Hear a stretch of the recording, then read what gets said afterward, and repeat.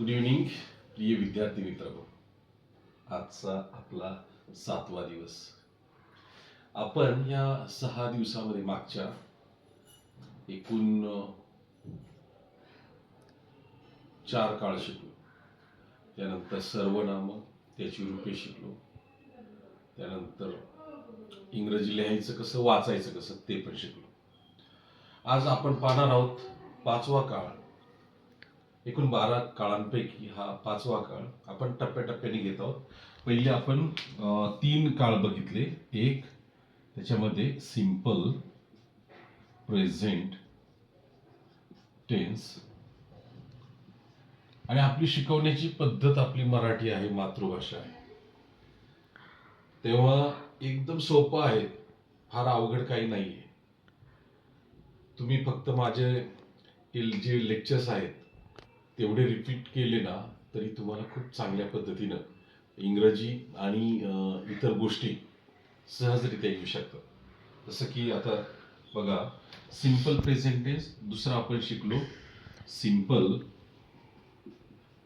Past tense. त्यानंतर तिसरा simple future tense.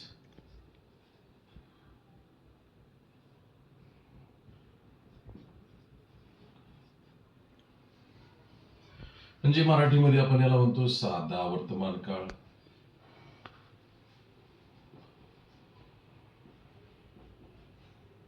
साधा वर्तमान काळ. त्यानंतर साधा भूतकाळ.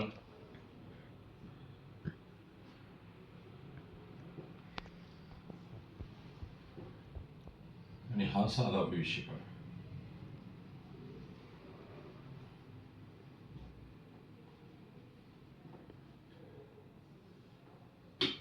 साधा वर्तमान काळ, साधा भूतकाळ, साधा भविष्यकाळ, आणि चौथा आपण शिकलो कंटिन्युअस प्रेझेंट टेन्स.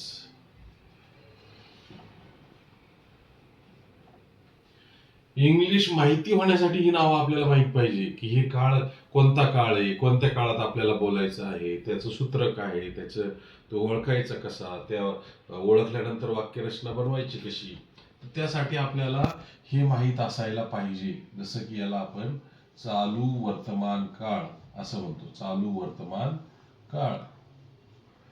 आणि 5वा जो आहे तो कंटिन्युअस पास्ट टेन्स. याला आपण चालू भूतकाळ असं म्हणतो, भूतकाळ. आणि त्यानंतर आपण उद्या शिकणार आहोत कंटिन्युअस फ्युचर टेन्स. म्हणजे काय, चालू भविष्यकाळ. आणि त्यानंतर पूर्ण वर्तमान काळ, पूर्ण भूतकाळ, पूर्ण भविष्य. अशा पद्धतीने आपण एक एक काळ शिकत जाणार आहोत. तर आज जो आपण शिकणार आहोत कंटिन्युअस पास्ट टेन्स, मागच्या लेक्चरमध्ये मी शिकवलं कंटिन्युअस प्रेझेंट टेन्स, ज्याची लिंक जी आहे ती आपल्या यूट्यूबवरती ध्रुव इंग्लिश क्लासेसवरती दिलेली आहे. तर तुम्ही तिथे जाऊन चेकआउट करू शकता. आणि जर तुम्ही त्याचं रिपिटेशन केलं तर 100% 100% तुम्ही खूप चांगल्या पद्धतीने इंग्रजी वाक्यरचना करू शकता. काय आहे मित्रांनो, पहिलं जर तुम्हाला इंग्रजी वाक्यरचना करता आल्या ना तर मग हळूहळू तेच शब्द आपल्याला इंग्रजी बोलताना आणायचे आहेत. जसं की आता मी तुम्हाला शिकवत आहे, आता मी तुम्हाला शिकवत आहे. Now I am teaching to you. आता बघा, आय एम टीचिंग हे आपण याच्यामध्ये शिकलेलो आहोत. मी शिकवत आहे, इथं चालू वर्तमान काळी त आहे हा शब्द येतो. मग मी काय केलं, आय त्याला हेल्पिंग ऑफ एम आहे. मग त्याचे फॉर्म्युले आपल्या पुस्तकांमध्ये दिलेले. आय एम टीचिंग म्हणजे काय, क्रियापद. कोणतंही वाक्य बनवताना तुम्हाला क्रियापदाचा उपयोग होतोच. त्यासाठी ही जी क्रियापदं आहेत, 1000 क्रियापदे आहेत, ही तुम्हाला काय करायची, तोंडपाठ करायची आहेत. मग टीचला काय झालं, ING लागलं, टीचिंग.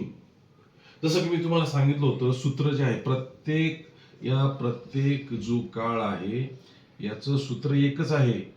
काय आहे? कर्ता. कर्ता म्हणजे याला आपण इंग्लिशमध्ये सब्जेक्ट म्हणतो. सब्जेक्ट, कर्ता. त्यानंतर क्रियापद प्लस कर्म, असं प्रत्येकाचं सूत्र आहे. फक्त थोडे थोडे चेंजेस होतात. जसं क्रियापदाला वर्ब म्हणतात. काय म्हणतात? वर्ब. आणि कर्मला ऑब्जेक्ट म्हणतात. जसं की मी काय करत आहे? इंग्रजी शिकवत आहे. तर कर्म ऑब्जेक्ट. शिकवत आहे. काय शिकवत आहे? इंग्रजी. मी इंग्रजी. I am. आता त्याच्यामध्ये क्रियापद काय आहे? टीच. टीचिंग. पण ते आता काळानुसार मग वर्बला आयएनजी लागला. एम. जसं आता इथं सिंपल प्रेझेंट टेन्स मध्ये, सिंपल पास्ट टेन्स मध्ये क्रियापदाचं दुसरं रूप आलं. त्यानंतर सिंपल फ्युचर्स मध्ये आपण वर्बच्या अगोदर एक अजून हेल्पिंग वर्ब घेतलं. हेल्पिंग वर्ब जे तुम्हाला माझ्या त्या तिसऱ्या लेक्चर मध्ये दिसेल, जे युट्यूबला आपण सेंड केलेलं, युट्यूबवर तुम्हाला भेटेल की हेल्पिंग वर्ब कशा पद्धतीने यूज केलं जातं.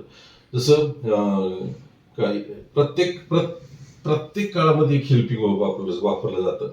कधी ते सिंपल आपण वाक्य रचना ज्यावेळेस करतो, विधानार्थी वाक्य, ऍसर्टिव्ह सेंटेन्सेस म्हणतात त्याला, तर त्या विधानार्थी वाक्यात वापरलं जातं. किंवा कधी आपण नकारार्थी वाक्यात वापरतो, तर कधी प्रश्नार्थी वाक्यात वापरतो. तर ही सहाय्यकारी क्रियापदं कोणती आहेत? सब्जेक्ट काय, वर्ब काय, ऑब्जेक्ट काय, नाऊन प्रोनाऊन.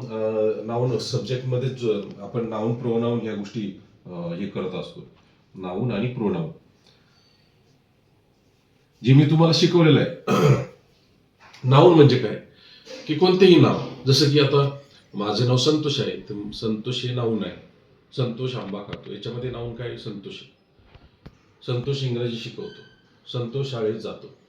महेश काम करतो. महेश काम करत आहे. महेश इंग्रजी शिकत आहे. महेश पुस्तक वाचत आहे. तर महेश काय? याच्यामध्ये नाऊन आहे. म्हणजे आपल्याला काय करावं लागतो? हा जो कर्ता आहे, नाऊन म्हणजे जो कर्ता आपण घेतो, किंवा त्या नाऊन ऐवजी म्हणजे याच्याऐवजी जो शब्द आपण वापरतो, नाऊन पुन्हा रिपीट होऊ नये. जसं की संतोष आंबा खातो, संतोष गावाला जातो, संतोष अभ्यास करतो. त्यापेक्षा संतोष आंबा खातो, तो खूप हुशार आहे, तो दररोज अभ्यास करतो. मग संतोष बद्दल आपण तो वापरलं. मग प्रोनाऊन म्हणजे काय? तर सर्वनामे. I, we, you, they, he, she, it, जे मी तुम्हाला शिकवलेलं आहे. सर्वनामे आणि त्याचे रूपे.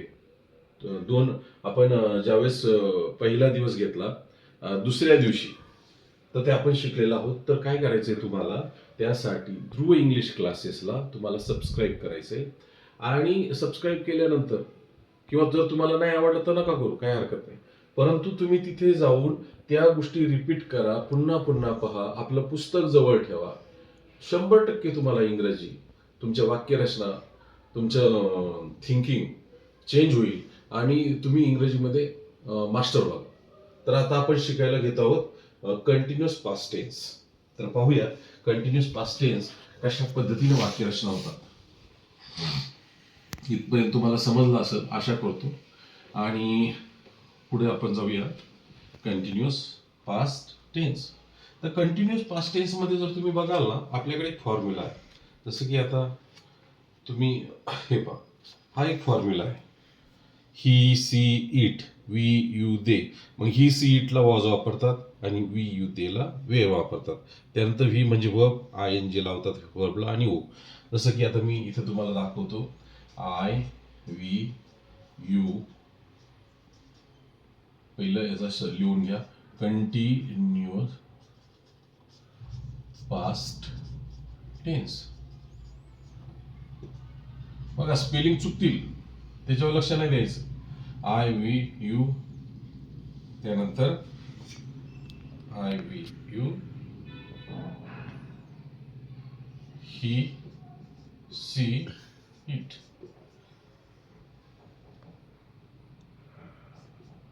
आणि अजून एक राहिलं, दे. मग आता हे सोपं करण्यासाठी जरा म्हणजे त्यानुसार आपल्याला कुठं काय घ्यायचं हेल्पिंग वर्ब, त्यासाठी इथं फॉर्म्युला असा दिलाय, आय नंतर ही घ्या, नंतर शी घ्या, नंतर इट घ्या, आणि याला हेल्पिंग वर्ब तुम्हाला वापरायचंय वॉज. तर वी, यू आणि दे यासाठी तुम्हाला हेल्पिंग वापरायचंय वेअर, आणि यानंतर तुम्हाला वर्ब प्लस आयएनजी प्लस ऑब्जेक्ट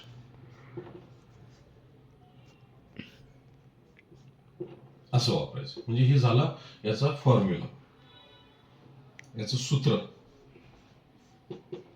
म्हणजे हा आहे फॉर्म्युला कुणाचा आहे, कंटिन्युअस पास्ट टेन्स, याचा हा फॉर्म्युला आहे. आणि याचं ओळखायचा कसा, हा काळ ओळखायचा कसा, याची ओळख काय, तर ओळख आहे त होता, त होते,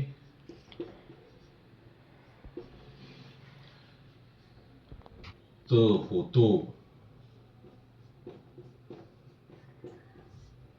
बघा उदाहरणार्थ एखादं मराठी वाक्य, मी आंबा, तू काय करत होता असं विचारतो ना, मी आंबा खात होतो, मी अभ्यास करत होतो. मग इंग्लिश मध्ये आता तुम्हाला काय करायचंय, पहिलं तर काय घ्यायचंय, सब्जेक्ट. पहिलं घ्यायचे सब्जेक्ट. सब्जेक्ट काय आहे, I we he she it they, किंवा नाऊन आणि प्रोनाऊनला सब्जेक्ट म्हणतात. म्हणजे नाऊन म्हणजे कोणतंही नाव, जसं संतोष आंबा खात होता, तर आपण संतोष हा करता येईल, इथे सब्जेक्ट होईल.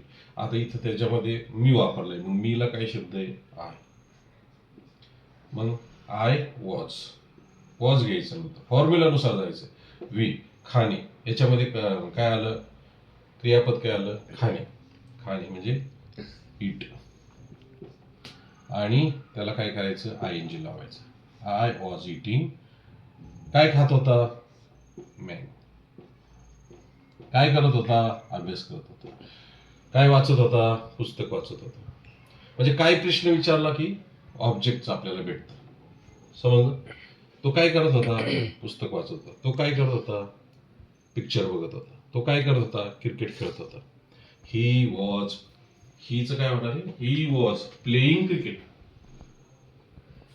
ती स्वयंपाक करत होती, शी वॉज कुकिंग. आई स्वयंपाक करत होती. आईला काय म्हणतो, मदर, मदर वॉज कुकिंग. अशा पद्धतीने वाक्यरचना करायची. मग आता याच्या नकारार्थी वाक्य, I was not eating mango. एवढं सोपं आहे, नकारार्थी. प्रश्नार्थी वाक्य, प्रश्नार्थी वाक्य बनवताना WH क्वेश्चननी सुरुवात करायची. प्रश्नार्थी वाक्य बनवताना WH ने. WH कोणते, व्हॉट, वॉज, व्हॉट, त्यानंतर व्हेन, विच, त्यानंतर वेअर, हू, व्हेन. तो कोठे जात होता, कोठे. कुठेला इंग्लिश शब्द काय, प्रश्नार्थी आला ना, तो कुठे जात होता. आता बघा, तो कुठे, कुठे नाही, कुठे, तो कुठे जात होता, प्रश्नार्थी. तो कुठे जात होता. आता मग सुरुवातीला WH, वेअर, मग त्यानंतर हेल्पिंग वर्ब घ्यायचं, वेअर वॉज, तोच ही म्हणून तिथं वॉज येणार. वेअर वॉज ही, जाणेला गोस, गोईंग. झालं, एवढं सोपं आहे. Where was he going, where was he going. ती काय स्वयंपाक करत होती, ती काय स्वयंपाक करत होती, ती काय स्वयंपाक करत होती, काय, व्हॉट. तिला काय शब्द येईल मग आता, वॉज. व्हॉट वॉज शी, स्वयंपाक करण्याला कुक, आयएनजी लावायचं. बघा कसं वाक्य झालं, व्हॉट वॉज शी कुकिंग. पण हेच तुम्हाला जर कोणी विचारलं, ती स्वयंपाक करत होती का, आता काय शेवटी आला, ती स्वयंपाक करत होती का? मग त्यावेळेस व्हॉट वापरायचा नाही, कारण तिथं व्हाय पण नाही वापरायचं आणि वॉटर नाही वापरायचं. तिथं वॉज शी कुकिंग. ज्यावेळेस का, काय हे जे शब्द आहेत प्रश्नार्थक शब्द शेवटी येतात प्रश्नार्थक वाक्यात. उदाहरणार्थ ती अभ्यास करत होती काय? ती अभ्यास करत होती काय? प्रश्नार्थक. मग काय करायचं? आता ते काय सोडून द्या तुम्ही तो विषय, म्हणजे प्रश्नार्थक जरी विचारले तरी ते का, काय वगैरे घ्यायचं नाही. मग तिथे काय करायचं? तिचं हेल्पिंग वर्ब काय? वॉज शी अभ्यास करण्याला स्टडी. मग इथं वायचं काय होणार आहे? स्टडी आहे का? Was she study. ती अभ्यास करत होती काय?